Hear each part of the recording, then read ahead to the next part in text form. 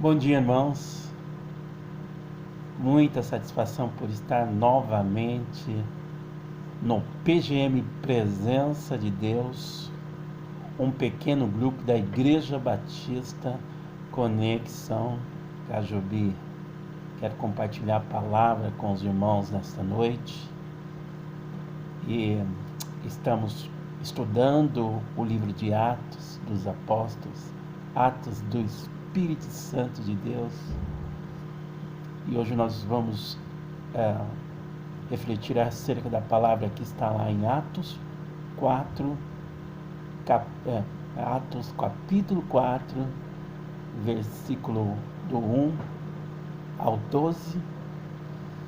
Só lembrando que no capítulo 1 de Atos, nós encontramos Deus dando uma ordem para os discípulos, dizendo: fiquem em Jerusalém, até que do alto sejais revestidos pelo poder.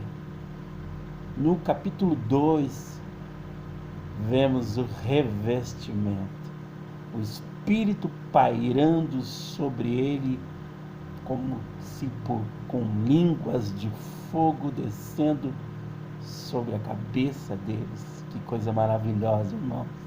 Que manifestação poderosa do Espírito naquele dia de Pentecostes. Isso no capítulo 2.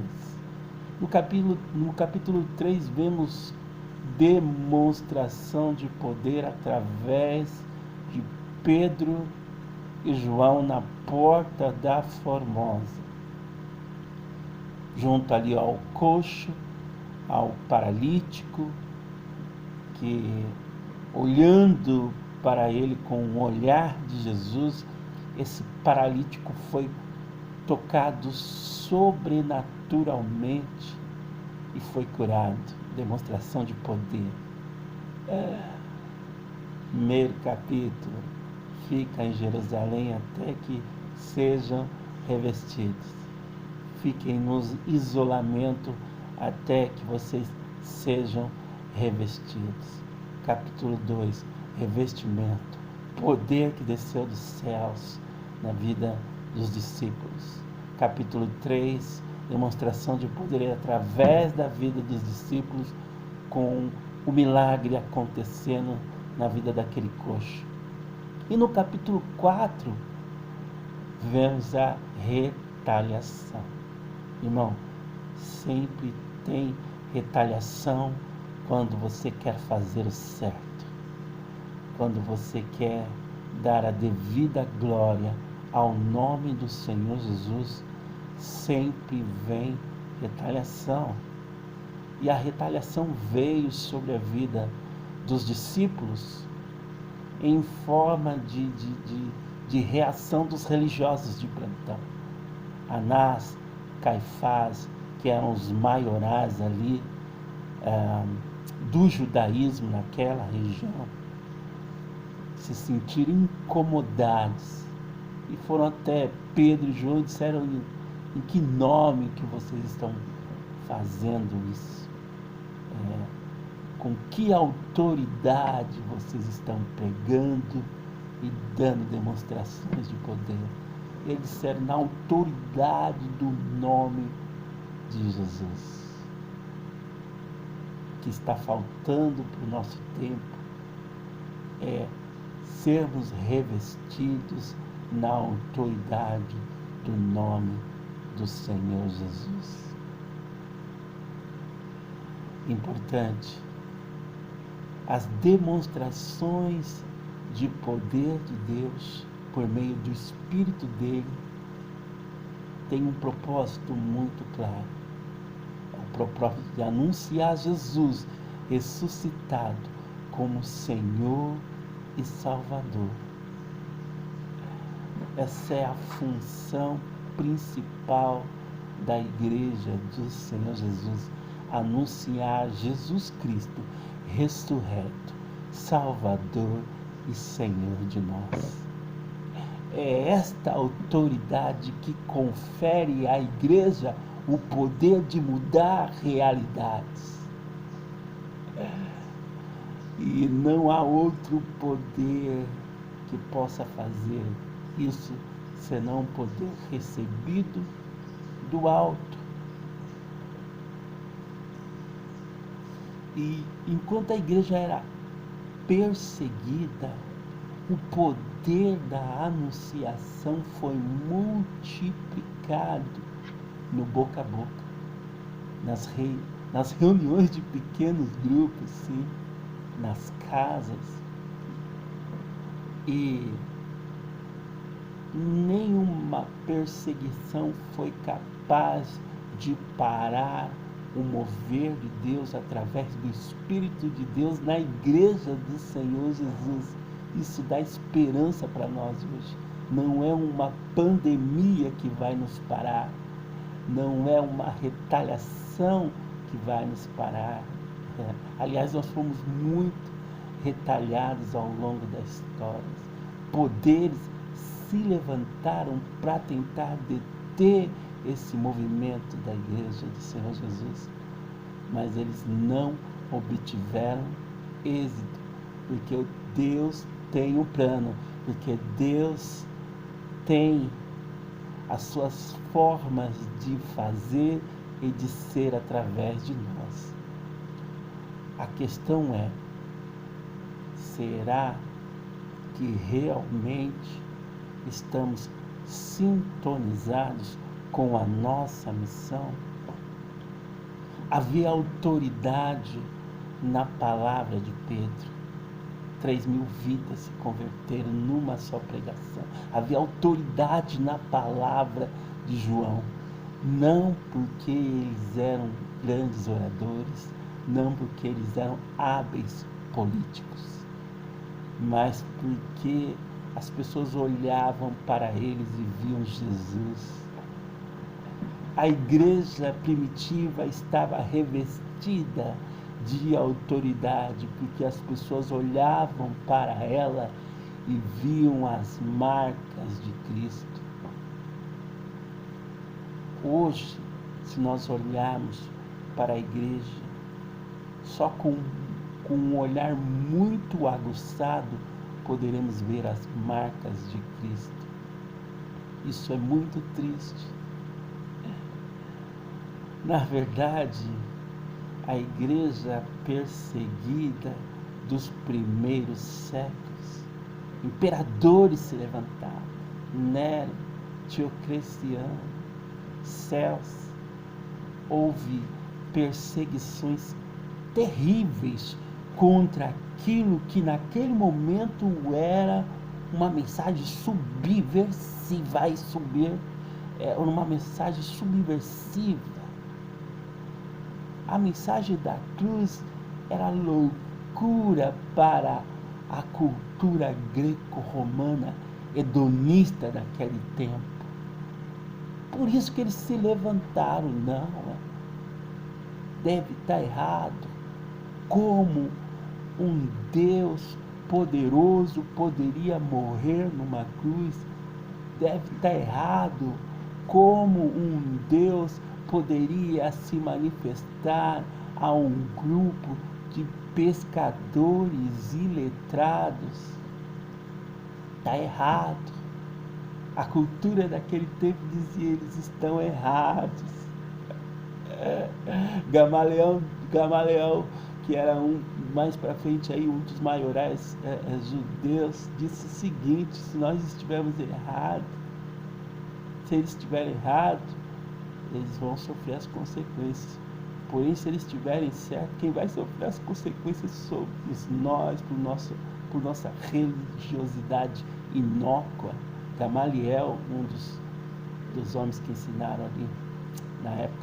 Então, essa mensagem que é subversora, que é escândalo, que é loucura, a loucura da pregação, não pode ser aceita, não pode virar um modismo para a nossa cultura, porque a nossa cultura descende daquela cultura greco-romana. Por que não é uma mensagem de escândalo? Por que perdeu o potencial de quebrar as barreiras, de quebrar as estruturas para mostrar quem verdadeiramente tem autoridade. Porque se perdeu ao longo do tempo esse poder subversivo da mensagem da cruz, porque ela foi adulterada ao longo dos tempos. Mas, tudo bem, se a mensagem da cruz não tinha nada com a paideia grega, paideia com a educação grega, que passou também para o Império Romano, para o mundo greco-romano daquele tempo, a mensagem da cruz era uma loucura e continua sendo uma loucura. A questão é que a igreja se tornou amiga do discurso que está posto, que é o discurso econômico, que é o discurso político. Os valores do Evangelho se misturaram aos valores da nossa cultura. Hoje o que é importante é você ter sucesso. Hoje o que é importante é você ser próspero. Hoje o que é importante é você ser bem-sucedido. Mas nem sempre foi assim. Esses não são os verdadeiros valores da cultura do reino. Na cultura do reino, você tem que perder a sua vida para poder ganhar. Na cultura do reino, você tem que carregar a tua cruz para você poder vencer. Percebe essa incompatibilidade entre luz e trevas, cultura do mundo e cultura do reino? Só que nós perdemos essa noção. Estamos nos misturando. Nós estamos tão à vontade no mundo que achamos já que estamos em condições de mudá-lo por meio das nossas atitudes políticas, por meio das nossas estratégias de bancada. Que triste, irmãos.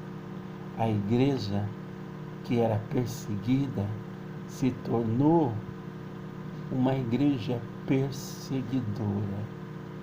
Nos tornamos uma máquina de rotular, classificar, quantificar, formatar, separar e excluir pessoas. Isso é muito triste. O nosso modus operandi é o mesmo modus operandi de praticamente todas as instituições criadas pelos homens do nosso tempo. A escola, por exemplo. Então nós precisamos voltar ao primeiro amor, redescobrir Jesus como pedra fundamental. Eu rogo, eu oro e te convido a orar para que a igreja seja georreferenciada em Jesus. O genoma da igreja, o DNA da igreja é aquilo que ocorreu lá no passado, que a reforma tentou rebuscar. É aquela igreja cuja mensagem é poderosa, quando a mensagem diz que Jesus é o Salvador, que Jesus é o Senhor, cuja mensagem diz que nós não precisamos de mais nada a não ser de Jesus, que nós não precisamos de outro poder senão o poder do Altíssimo. É essa mensagem que precisa ganhar centralidade na vida da igreja de hoje. Amém? Aquilo que começou no capítulo 1, fiquem em Jerusalém até que sejam revestidos. Aquele que continuou no capítulo 2, aquele revestimento poderoso. Aquilo que se deu no capítulo 3, os milagres servindo ao propósito da anunciação. E o que há no capítulo 4, que é a retaliação, que é a igreja se tornar uma igreja perseguida, tem que continuar. Porque a perseguição vai trazer o avivamento. Quando a única perseguição que nós sofremos é dos políticos que vêm correndo atrás de nós porque nós nos tornamos um curral eleitoral. Irmãos, triste constatação, mas pode ser diferente. Depende de você, depende de nós recomeçarmos a caminhada georreferenciados em Cristo Jesus, Senhor e Salvador da nossa vida. Quero orar por você. Que Deus te abençoe no dia de hoje, em nome de Jesus. Amém.